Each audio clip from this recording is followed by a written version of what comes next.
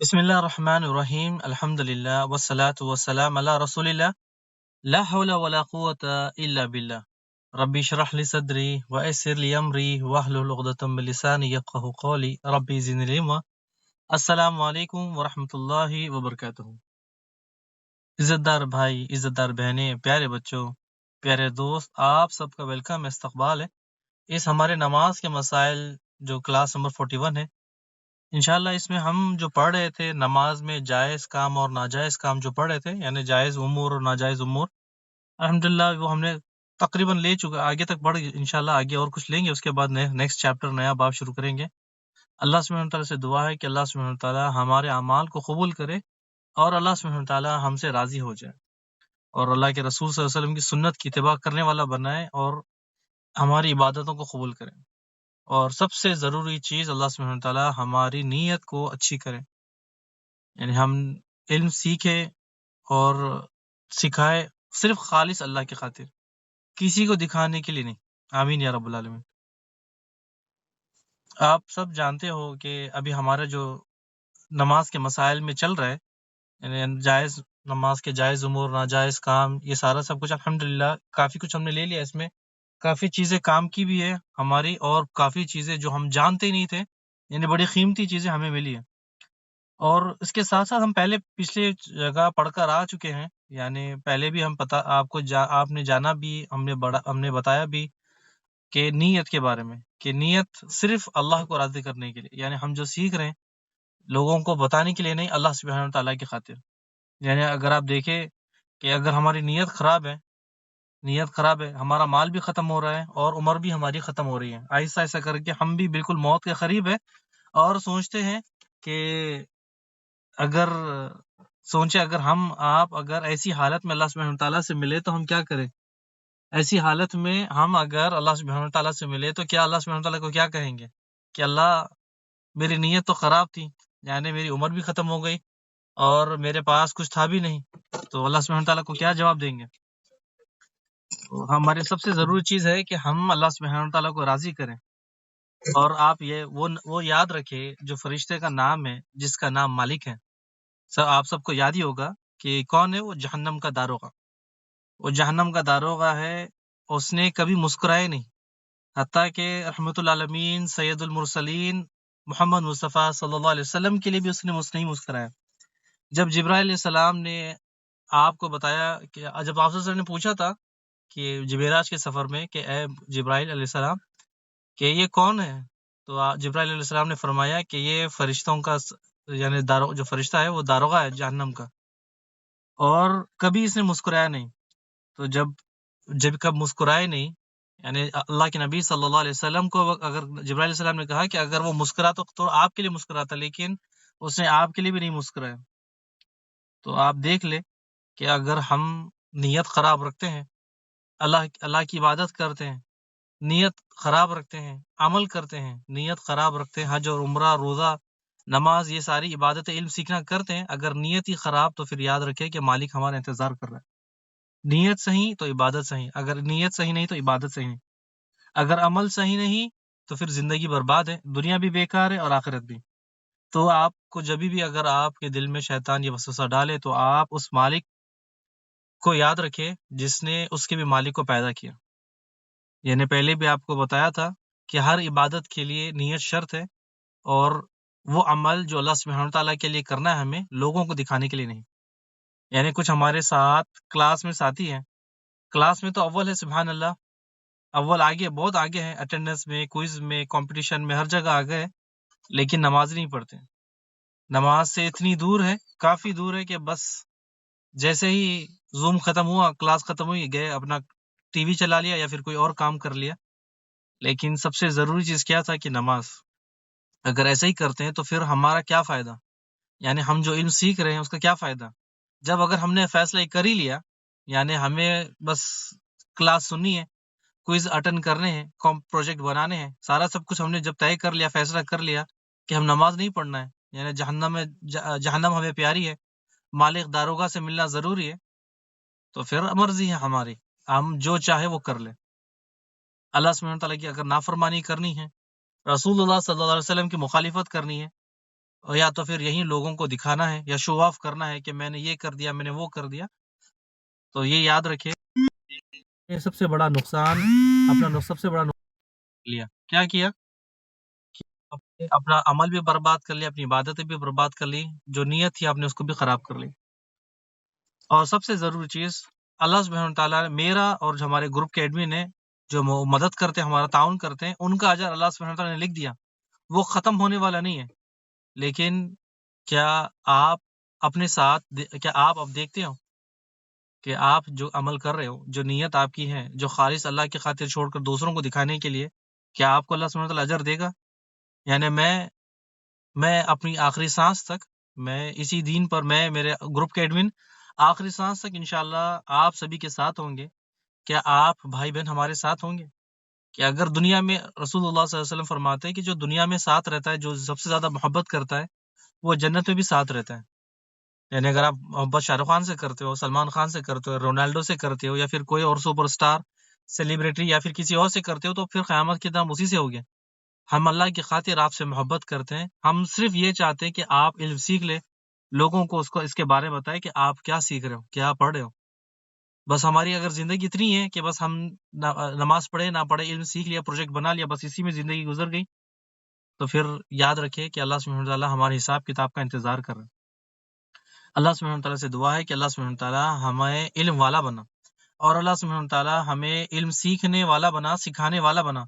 اور اللہ سبحانہ تعالیٰ ہماری نیتوں کو درست کر، اور جو بے نمازی ہے ان کو نمازی بنا، جو نماز نہیں پڑھتے اللہ سبحانہ تعالیٰ ان کو نماز کی توفیق دے. آمین یا رب العالمین. سب سے پہلے کوئز حل کرتے ہیں کہ کوئز کے جو سوال جواب تھے آپ سب کو تو یاد ہوگا کہ آپ نے کیا جواب دیا، لیکن پھر بھی میں ایک بار آپ کے سامنے دہرا دوں تاکہ آپ کا ایک ریویژن ہو جائے کہ ہم نے پچھلی کلاس میں بھی کیا پڑھا تھا اور کوئزز بھی کیا حل تھے. تو سب سے پہلے سوال تھا کہ زندگی میں امتحان، آزمائش کیوں آتی ہے؟ ہم نے آپ کو بتایا تھا کہ اللہ سبحانہ تعالیٰ اپنے بندوں کو کوئی اونچا مقام دینا چاہتا ہے، اپنے بندوں کو کوئی اونچا، جنت میں مثال کے طور پر اس کا درجہ ہے 70 80 90 پر، اور وہ وہاں پر وہ اپنی نیکیوں سے پہنچ نہیں سکتا، اپنی عبادتوں سے نہیں پہنچ سکتا. تو اللہ سبحانہ تعالیٰ اسے امتحان میں ڈالتا ہے، آزمائش میں ڈالتا ہے، اور جب یہ بندہ کر لیتا ہے اللہ سبحانہ تعالیٰ اس کو وہاں پر پہنچا دیتا ہے. اب آپ کے سامنے ہے کہ امتحان اور آزمائش، ہم نے پچھلے بار بھی آپ کو بتایا تھا کہ اللہ کی آزمائش ہے. ہم نے کار لون سے لے لی، اور اللہ سبحانہ تعالیٰ ہمیں آزمائش میں ڈالتا ہے. ہم نے آزمائش کو کیا کیا، ہم سمجھے کہ بالکل آسان ہے، کار لون سے اٹھا لی، بینک سے انٹرسٹ سے لے لیا، اور کام ختم ہو گیا، ہمارا کام آگے بڑھ گیا، ہم خلاص. یعنی یہ اللہ سبحانہ تعالیٰ کی آزمائش تھی. اگر وہی کار میں ہم نہیں گھومتے، اگر وہی چھوٹے سے گھر میں رہتے، وہی ٹرین سے جاتے یا بس سے جاتے، ٹیکسی سے جاتے، یا پھر کسی اور کوئی سواری ٹرانسپورٹ استعمال کر لیتے، کار تو نہیں ہوتی، لیکن اللہ تو راضی ہو جاتا. تو یہ دیکھیں سب سے بڑا ہمارا نقصان کیا ہے کہ اللہ سبحانہ تعالیٰ آزمائش میں ڈالتا ہے، اور پھر جب آزمائش میں بندے کو دیکھتا ہے کہ جب بندہ آزمائش میں پھنستا ہے یا پھر صبر کرتا ہے. دوسرا سوال یہ تھا کہ وسوسے ڈالنے والے شیطان کا نام خنزیب. ہم نے آپ کو بتایا تھا خنزیب، خازیب، اور 2-3 نام آتے ہیں حدیث میں، تو اس کا نام دیکھ لیں. اور تیسرا، شوز میں نماز ادا ہوگی. جہاں بالکل شوز میں نماز ہوگی. ہم نے آپ کو بتایا تھا آپ صلی اللہ علیہ وسلم کی حدیث کہ جبرائیل علیہ السلام نے نماز میں آپ کو کہا کہ اے محمد صلی اللہ علیہ وسلم، آپ کے جوتے پر گندگی لگی ہے تو آپ جوتے اتار دیں. نماز کے دوران آپ صلی اللہ علیہ وسلم نے جوتے اتار دیے. چوتھا سوال یہ تھا کہ نماز کے بعد کچھ بھی، نماز کے بعد بات کر لی، کیا اس سے ہو جائے گی؟ مثال کے طور پہ نماز کے بعد ہم نے کسی سے بات کر لی، اور اس کے بعد دوبارہ ہم نماز کے لیے بھول گئے، یا پھر کوئی غلطی کر دی، یا پھر کوئی اور وجہ سے، تو یعنی 4 رکعت پڑھی، 4 اثر نماز تھی، اور 3 رکعت ہم نے پڑھ لی، اور غلطی سے ہم نے سلام پھیر دیا، لوگوں سے بات کر لی، تو 1 رکعت تو ہماری چھوٹ گئی. ہم جب بعد میں ادا کریں گے ہماری 1 رکعت، تو کیا ہم بیچ میں جو بات کر لیا یعنی کچھ کام کر لیا تو بے شک اس میں ہماری نماز ہو جائے گی. 5واں سوال یہ تھا کہ وسوسوں کا علاج کیا ہے. ہم نے آپ کو بتایا تھا اعوذ باللہ من الشیطان الرجیم، تعوذ و تسمیہ، کہ 3 بار اپنے لیفٹ کھاندے پر دل کی طرف تھوکنا ہے 3 بار. اور 6واں سوال یہ تھا کہ جلدی نماز پڑھنے والے سے کیا نماز ہو جائے گی. تو ہم نے آپ کو حدیث کے بارے میں بتایا تھا کہ ایک شخص نے آپ صلی اللہ علیہ وسلم کے مسجد نبوی میں آپ صلی اللہ علیہ وسلم بیٹھے تھے ممبر پر، وہ آیا جلدی نماز پڑھی، کہ آپ صلی اللہ علیہ وسلم کو سلام کہا 1 بار 2 بار 3 بار. آپ صلی اللہ علیہ وسلم نے کیا کہا کہ 3 بار بھی، کہ تو واپس پلٹو، تم نے نماز نہیں پڑھی. تو یہ دیکھ لیں، اگر ہم جلدی جلدی نماز پڑھتے ہیں تو پھر ہماری نماز قبول ہوگی یا نہیں ہوگی۔ اور ہم نے یہ بھی بتایا تھا آپ کو کہ پہلے بھی اور پچھلے بار بھی کہ نماز میں خیال آتے ہیں، وسوسے آتے ہیں، تو اس کا علاج، اور ایک اور علاج بھی کیا ہے کہ ہم سورہ فاتحہ سے لے کر تشہد کے بیچ میں، یعنی سورہ فاتحہ سے لے کر تشہد، درود ابراہیم آخری تک ہر چیز کا ترجمہ ہمیں یاد ہو، ہر چیز کا ترجمہ ہمیں یاد ہو۔ جب ہمیں یاد ہوگا تو ہمارے لیے بہت بڑا فائدہ ہے کہ ہم وسوسوں سے، خیالوں سے بچ سکتے ہیں۔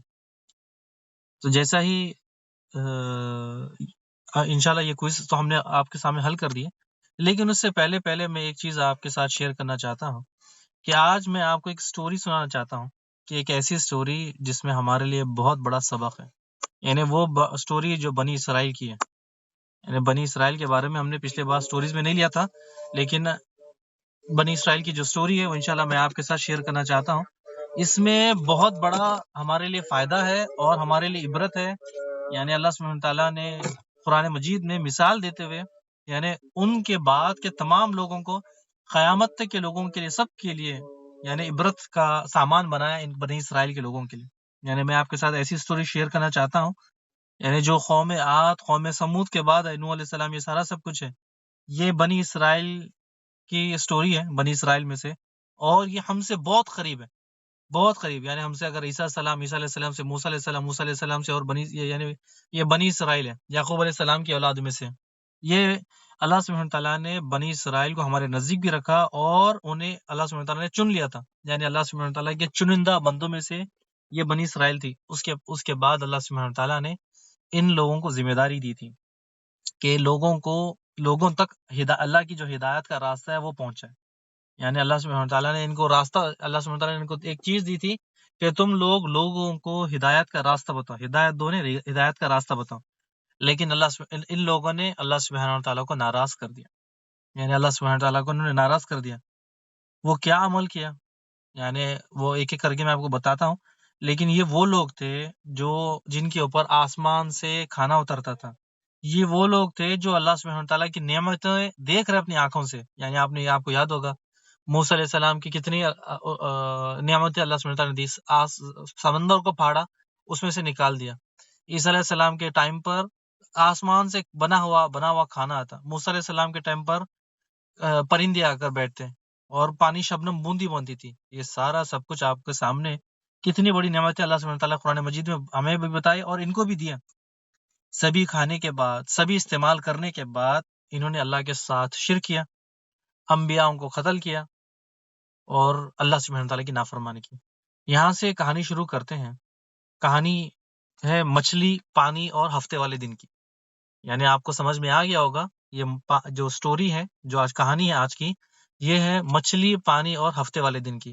اللہ سبحانہ تعالیٰ قرآن مجید میں ان کا ذکر، ان کا واقعہ فرماتا ہے سورہ بقرہ آیت نمبر 65، اور سورہ اعراف میں بھی تقریباً 163 آیت نمبر، آپ جا کر وہاں پڑھ سکتے ہیں کہ اللہ سبحانہ تعالیٰ نے کس طرح سے ان کو بندر اور خنزیر بنایا۔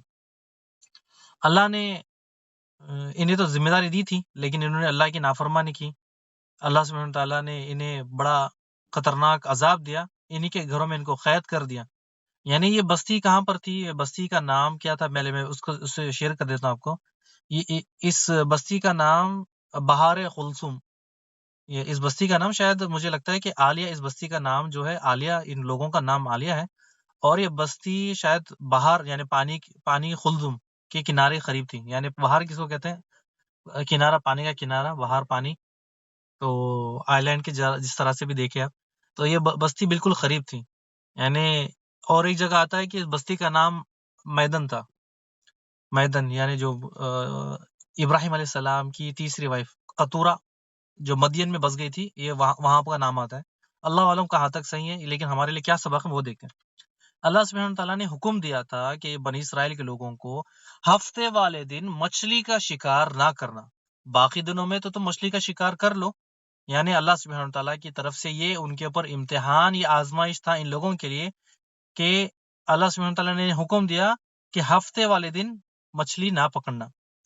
اللہ کا کرنا یہ تھا کہ ہفتے والے دن مچھلیاں بہت تیزی سے آتی، اتنی زیادہ آتی کہ ان کو پکڑنا بالکل آسان تھا، بنا جال کی ضرورت کے انہیں آسان سے ہاتھ سے پکڑ سکتے ہیں۔ یعنی پانی کے اوپر یہ تڑپتے رہتے مچھلی کے، بس آئے اور اوپر سے لے لے، یعنی کھلم کھلا آپ اس کو پکڑ کے گھر لے جا سکتے ہو۔ تو اتنی بڑی تعداد میں مچھلی ہفتے والے دن اوپر آ جاتی تھی اور بہت آسانی سے لے جا سکتے تھے، لیکن جیسا ہی ہفتہ گزرتا ایک بھی مچھلی نظر آتی، ایک بھی مچھلی نظر نہیں آتی، بلکہ کہ بہت تلاش کرنے کے بعد بھی مچھلی نہیں ملتی۔ یعنی اگر بہت دور دور تک چلے جاتے، بہت بڑے بڑے شکار جالے ڈالتے، سب کچھ ڈالتے، لیکن مچھلی ہاتھ ہی نہیں آتی۔ پورا ہفتہ گزر جاتا، یعنی ہفتے کے بعد اتوار، پیر، منگل، بدھ، جمعرات، ٹیوزڈے، ویڈنسڈے چلا جاتا، مچھلی نظر ہی نہیں آتی، مچھلی ہاتھ ہی نہیں لگتی۔ لیکن جیسا یہ ہفتہ آتا، مچھلی ڈبل ٹرپل، یعنی جتنی زیادہ ہو سکتی اتنی آتی۔ یعنی یہ اللہ سبحانہ تعالیٰ کی طرف سے ان کے لیے آزمائش تھی۔ اللہ سبحانہ تعالیٰ نے ان کے ساتھ کیوں کیا یہ آزمائش والا کھیل؟ اللہ سبحانہ تعالیٰ نے ان کے ساتھ کیوں کیا؟ کیونکہ یہ لوگ فاسق تھے، اللہ کا حکم ماننے والے نہیں تھے۔ یعنی اللہ سبحانہ تعالیٰ ان کے دلوں کو جانتا تھا۔ یعنی آپ کو پتا ہے کہ جب آپ صلی اللہ علیہ وسلم نے دعا کی تھی کہ اللہ مجھے 2 عمروں میں سے ایک عمر دے، عمر بن خطاب اور ابو جہل، اللہ سبحانہ تعالیٰ کس کو چنا؟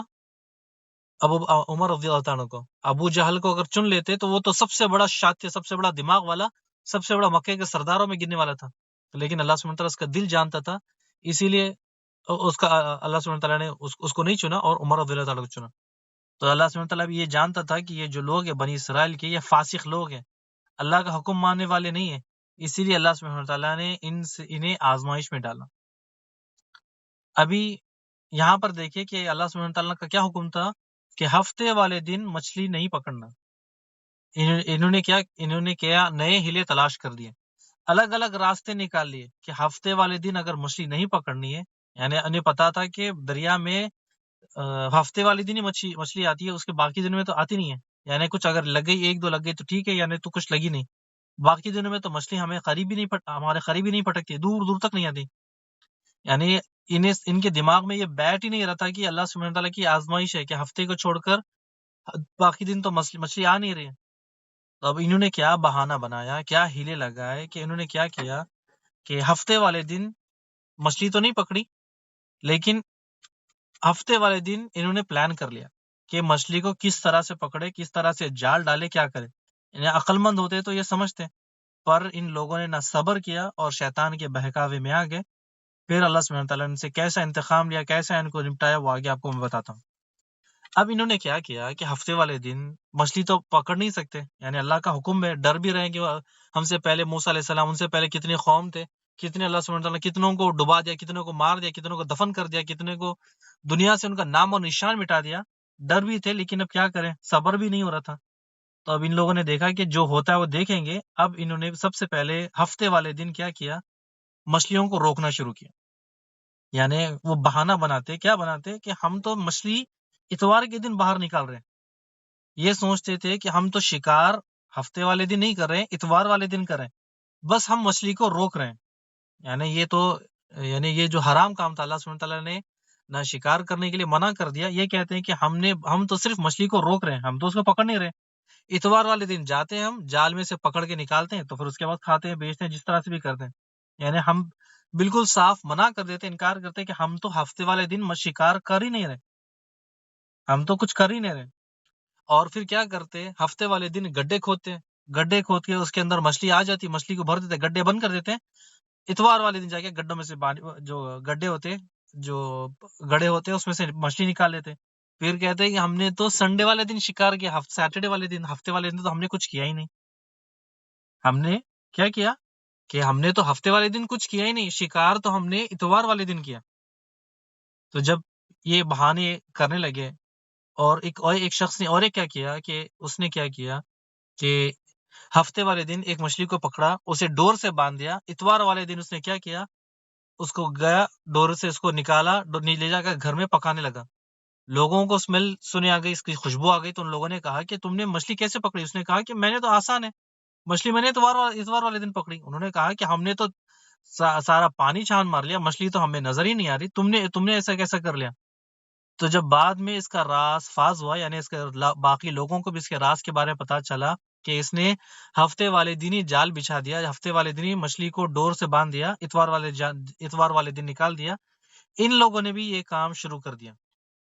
یعنی ابھی تک پہلے تو کوئی کر رہا تھا، کوئی نہیں، ابھی تو بستی کے کئی لوگ اس میں مبتلا ہیں۔ اب یہاں ان بستی نے اللہ سبحانہ تعالیٰ کا حکم کی نافرمانی کی، حکم نافرمانی کے ساتھ ساتھ اب اس میں دیکھیں کہ تمام لوگ اس میں نہیں تھے، یعنی جو اللہ سبحانہ تعالیٰ کی نافرمانی کر رہے میں تمام لوگ نہیں تھے۔ اس بستی میں 3 طرح کے گروپ بن گئے، 3 طرح کے لوگ بن گئے۔ سب سے پہلا وہ لوگ، آپ 3 گروپ یہ یاد رکھیں، ٹھیک ہے؟ آپ شروع سے لے کے آخری تک یہ بنی اسرائیل کا بندر والا واقعہ آتا ہے، یہ 3 گروپ کا آپ یاد رکھیں کہ پہلا گروپ، دوسرا گروپ، تیسرا گروپ۔ تو اس بستی میں 3 گروپ بن گئے، یعنی سب سے پہلا وہ والا گروپ جو حرام کام کرتا، شکار کرتا مچھلی کے ہفتے والے دن، اور ہیلا بنا دیتا کہ ہم نے تو مچھلی اتوار والے دن پکڑی، اللہ سبحانہ تعالیٰ کی نافرمانی کی۔ دوسرا وہ گروپ تھا جو خود بھی شکار نہیں کرتے اور ان سے بیزار ہو گئے تھے، یعنی انہیں یہ کام سے روک رہے تھے، ان کو کہتے کہ یہ حرام کام ہے، یہ حرام کام ہے تم مت کرو، ان کو سمجھاتے۔ تیسرا وہ گروپ جو چپ چاپ رہتا، نہ خود مچھلی پکڑتا، نہ یہ مچھلی پکڑنے والوں سے کچھ کہتا، برائی دیکھ کر بھی چپ ہوتے۔ اور ہوتا کیا کہ یہ جو ان لوگوں کو کہتے، جو سیکنڈ والا گروپ ہے، دوسرے والا جو ان کو برائی سے روکتے، نیکی کی دعوت دیتے، تو تیسرا گروپ ان کو بھی روکتا، کہتے کہ تم انہیں کیوں سمجھا رہے ہو، تمہیں ان کا سمجھانے کا کیا فائدہ؟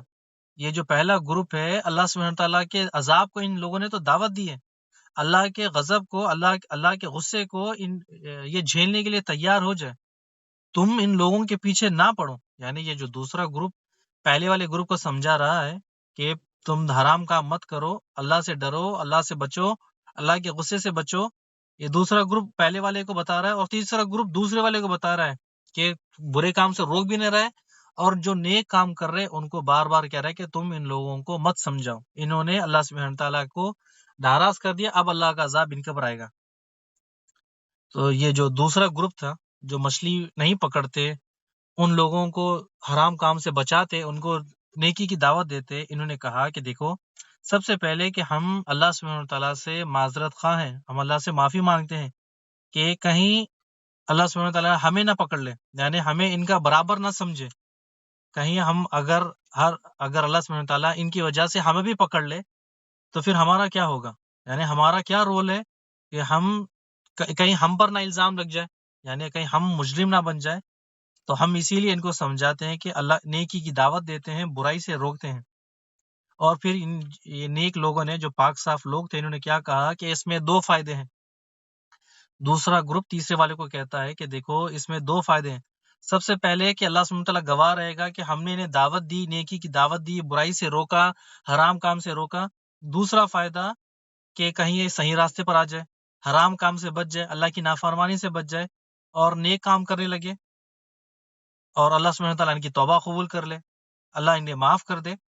لیکن تمام نصیحت کے بعد جو گروپ نمبر 1 ہے، پہلا گروپ تھا، وہ اس سے باز نہ آیا، اس نے کچھ مانی نہیں۔ یہی لوگ خود بھی خسارہ کرنے والے تھے، اور دوسروں کو بھی اس نے خسارے میں ڈالا۔ اب یہاں پر آپ کو میں ایک بار صاف کر دوں کہ آپ کو کنفیوز نہ ہو جائے، پہلا گروپ، دوسرا گروپ، تیسرا گروپ۔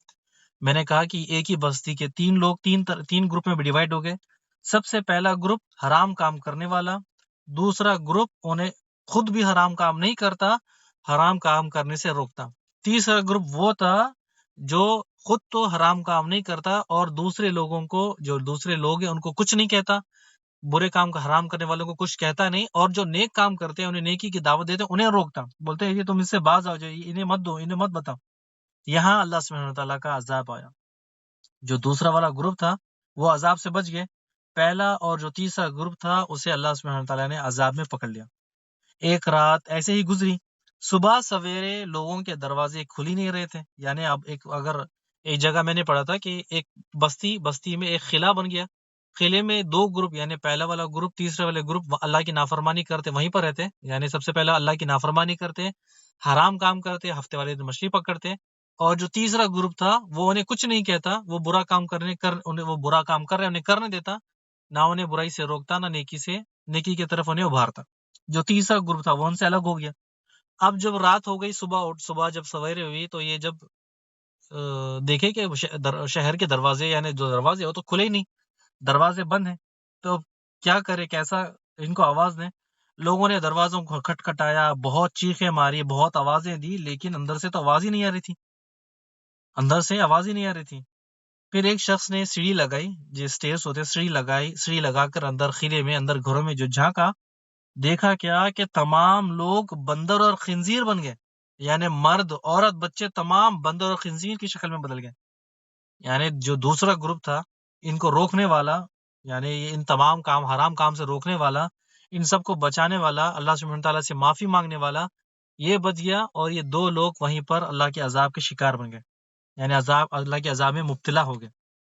اب آپ کو سمجھ میں آیا ہوگا کہ ہمارے لیے اس میں بہت بڑی عبرت ہے.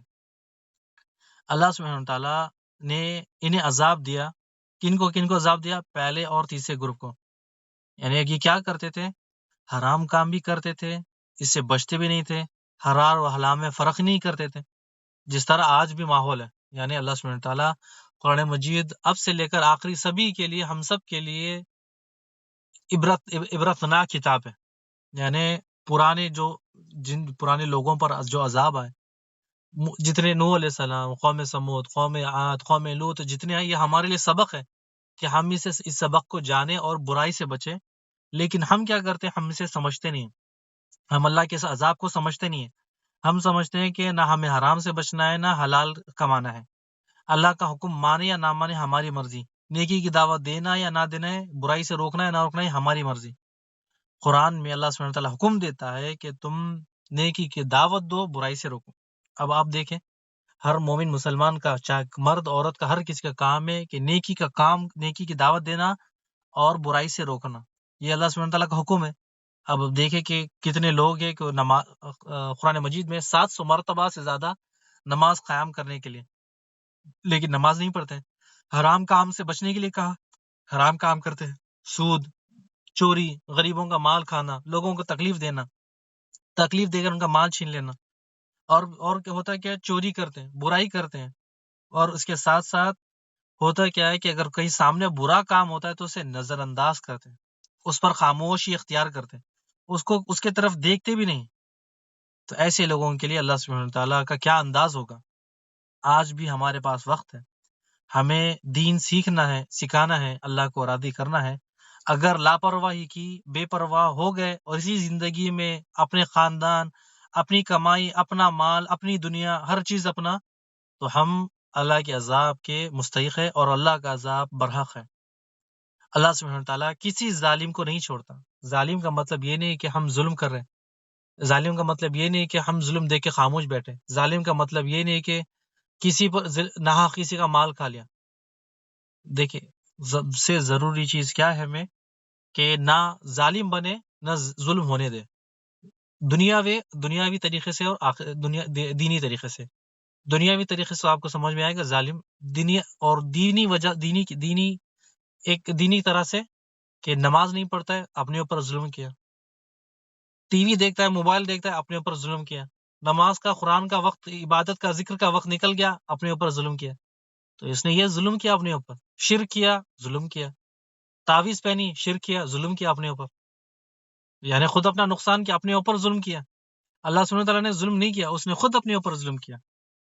تو بہرحال یہاں پر دیکھیں کہ اللہ سبحانہ تعالیٰ کسی ظالم کو نہیں چھوڑتا.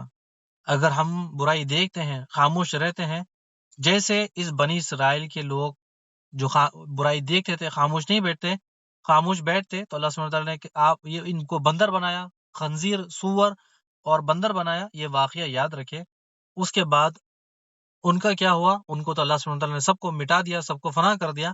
لیکن قرآن مجید موجود ہے اور ہم بھی موجود ہے، وقت موجود ہے، اور اللہ سبحانہ تعالیٰ شروع سے لے کے آخر تک موجود ہے. دنیا میں جب کوئی چیز نہیں تھی اللہ موجود تھا، دنیا میں کوئی چیز نہیں رہے گی جب اللہ موجود رہے گا. تو یہ اب آپ فیصلہ کر لے کہ ہمیں یا تو دنیا کی زندگی مستی میں جینا ہے یا پھر اللہ سبحانہ تعالیٰ کو راضی کرنا ہے. یعنی نیکی کا جذبہ علم سیکھنے سے آتا ہے. علم سیکھنا، کون سا علم؟ جو صحیح علم، سیکھنے کے ساتھ ساتھ اس علم کو عام کرنا، اپنے کمرے میں، اپنے گھر میں، اپنی چیئر پر، اپنے دیواروں کے اندر بیٹھنا، بس اسی کے ساتھ سمجھتے کہ ہم نے اپنی نماز پڑھ لی، بس ختم، ہم نے اپنے روزے رکھ لیے، ختم، ہم نے اپنی عبادت کر لی، ختم. اللہ سبحانہ تعالیٰ حساب لینے والا ہے. اللہ سبحانہ تعالیٰ چاہے مرد ہو عورت ہو، ہر کسی سے حساب لے گا. لیکن یہ ہے کہ اگر ہم لوگوں کو دعوت ہی نہیں دیں گے تو دین کیسا بڑھے گا؟ ہم نے آپ کو پہلے بتایا تھا کہ رسول اللہ صلی اللہ علیہ وسلم سے پہلے جتنے انبیاء آئے تھے، آدم علیہ السلام کے بعد کئی انبیاء، کئی رسول آتے گئے، لیکن آپ صلی اللہ علیہ وسلم کے بعد نہ کوئی نبی آیا، نہ کوئی رسول آیا. آپ صلی اللہ علیہ وسلم خاتم النبی ہیں. قرآن مجید میں اللہ فرماتا ہے کہ آپ خاتم النبی ہو، آپ کے بعد کوئی نبی نہیں. لیکن دین کو کون بڑھائے گا؟ دین کی دعوت کون دے گا؟ علم سیکھے گا کون؟ بڑھائے گا کون؟ صرف علماء کا کام ہے، صرف عالموں کا کام ہے. ہم کیا کریں پھر؟ یہ ہماری بھی ذمہ داری ہے، ہم پر فرض ہے کہ ہم علم سیکھیں، اس کی دعوت دیں. ہم نے پہلے بھی بتایا آپ کو کہ اسکول کے معاملے میں تو ہم کوئی دن چھٹی نہیں کرتے، دین کے معاملے میں ہم آرام سے چھٹی کر دیتے ہیں. نماز کے معاملے میں ہم آرام سے چھٹی کرتے ہیں. اصل میں ہوتا کیا ہے کہ شیطان ہمارے جذبات سے کھیلتا ہے. شیطان ہمارے دل میں ایسی جگہ بنا دی کہ اللہ کی محبت ہے ہی نہیں، اللہ کا ڈر ہے ہی نہیں، اللہ کا خوف ہے ہی نہیں. جس طرح بنی اسرائیل کے لوگوں میں، یعنی اللہ کا خوف تو ہمارے دل میں چھوڑے کہ ہم سامنے برائی ہو رہی ہے ہم اس کو دیکھ نہیں رہے. سامنے اگر برائی کے مثال پہ میں ایک دے دوں کہ سامنے ٹی وی چل رہا ہے، گانے چل رہے ہیں، نماز کا ٹائم ہے، کتنے ایسے لوگ ہیں جو موبائل، فیس بک، یوٹیوب پر لگے ہیں. اذان ہوتی ہے، اقامت ہوتی ہے، ہم کہیں دور ہوتے، کئی دور، ہمیں ایسا ہے کہ ہم نے پتہ بھی نہیں. کتنے ایسے لوگ ہیں جو فجر کی نماز نہیں پڑھتے، سبحان اللہ. کتنے ایسے لوگ ہیں میں جانتا ہوں کہ جمعہ کی نماز ہی نہیں پڑھتے، سبحان اللہ. تو پھر کیا بنے گا قیامت والے دن ہمارا؟ کہ جب ہم اللہ سبحانہ وتعالیٰ کو کیا دیں گے کہ اللہ میرا بیٹا نماز نہیں پڑھتا تھا، میں نے اس کو کئی بار بولا، کئی بار بیٹی کو بولا، لیکن وہ نماز نہیں پڑھتی. آپ کا کام ہے کہ اس کے پیچھے پیچھے لگے. بچپن سے ہمیں تو اس کو ٹریننگ کرنی تھی نا. بچپن میں تو ہم نے اس کو اسکول میں ڈال دیا، بڑے ہو گئے تو کالج چلے گئے، اس کے بعد اپنی ذمہ داری اس نے خود دیکھ لی، خود کماتا ہے، خود کھاتا ہے، خود کماتی ہے، خود کھاتی ہے. تو اب آپ کی بات کہاں سنے گی؟ بچوں کی تربیت بچپن سے اگر جب ہو جائے تو بڑے ہو کر وہ نمازی بنتے. اگر جو بچے بچپن میں نماز نہیں پڑھتے، بڑے ہو کر کیا نماز پڑھیں گے؟ آج کی جو کلاس ہے اس کو یہیں پر روکتے ہیں. بارک اللہ فیک و جزاکم اللہ خیر. اللہ سبحانہ تعالیٰ آپ لوگوں کو خوش رکھے، اللہ سبحانہ تعالیٰ ہمیں نیک بنائے، ہمارے بچوں کو نیک بنائے. اور جو سٹوری تھی آج جو بنی اسرائیل کی، جو بندر کی، کہ قرآن مجید میں جس طرح فرماتا ہے اللہ سبحانہ تعالیٰ نیکی کی دعوت دینا، برائی سے روکنا، یہ ہمارے لیے سبق ہے کہ اگر ہم بھی اگر نیکی کی دعوت نہیں دیں گے، برائی سے نہیں روکیں گے، تو پھر ہم بھی اللہ کے عذاب کے مستحق ہوں گے. اللہ سبحانہ تعالیٰ ہم سے پوچھے گا کہ کیوں تم نے قرآن کو نہیں پڑھا، کیوں قرآن کی دعوت نہیں دی، کیوں سیکھا نہیں، کیوں سکھایا نہیں. کیا جواب دیں گے؟ کم سے کم اپنے گھر سے تو شروعات کریں. جس طرح آپ صلی اللہ علیہ وسلم اپنے گھر سے شروعات کی تھی، ہم بھی تو اپنے گھر سے کریں، اپنے گھر میں بتائیں. نہیں سنتے تو بتائیں ان کو، حدیثیں پڑھ کے سنائیں، حدیثیں بتائیں کہ اللہ سبحانہ تعالیٰ نے جہنم تیار کی ہے، جہنم کا داروغہ ہے. اور نماز کے بارے میں کتنے بڑے، ہم نے پہلے بھی آپ کو بتایا تھا کہ نماز نہ پڑھنے والا کافر ہے. نماز نہ پڑھنے والے کے لیے کتنی بڑی وعید ہے. تو آج جب شکایت لگی تو مجھے بھی بہت برا لگا کہ کتنے ایسے ہمارے بھائی بہن ہیں جو سب کے سامنے تو ٹھیک ہے لیکن خود اکیلے نماز نہیں پڑھتے. تو دیکھیں کہ ہم کس کے لیے کر رہے ہیں، اللہ کی خاطر یا پھر ہمارے لیے؟ ہم تو کر رہے ہیں اللہ کی خاطر، تو ہمیں ضروری ہے کہ اللہ کی خاطر کر رہے ہیں تو پھر عبادت کریں، کھیل مذاق مستی نہ کریں. یہیں پر آج کی کلاس روکتے ہیں. بارک اللہ فیک و جزاکم اللہ خیر. اللہ سبحانہ تعالیٰ آپ لوگوں کو خوش رکھے.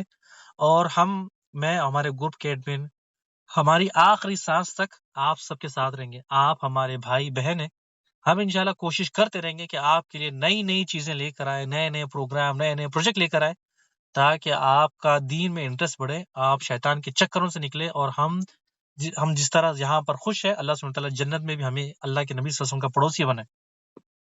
ہمارے لیے ضروری ہے کہ ہم وہ درجہ اللہ سے مانگے جو جنت الفردوس ہے، رسول اللہ صلی اللہ علیہ وسلم کا پڑوسی بنے. کہ دیکھیں کتنا پیارا جنت میں جب جائیں گے، کتنا پیارا موسم ہوگا. وہاں تو رات ہوگی نہیں، صرف دن ہی دن ہوگا.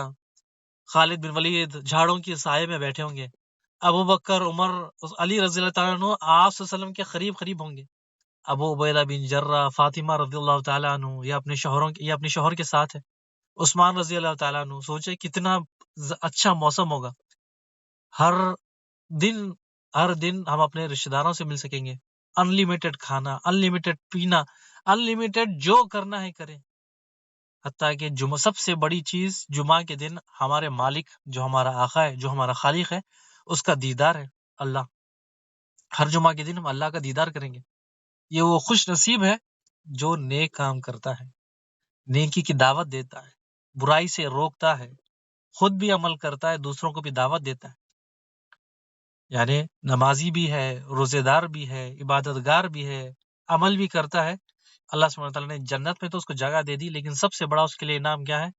جو خالق نے اسے پیدا کیا، وہ خالق کو دیکھ سکتا ہے. جس طرح ہم آج چاند کو دیکھ سکتے ہیں، اسی طرح اللہ کو دیکھ سکتے ہیں قیامت والے دن جنت میں. تو کتنی بڑی نعمت. سب سے بڑی نعمت جو جنت کی کیا ہے کہ اپنے رب کو دیکھ سکتے ہیں.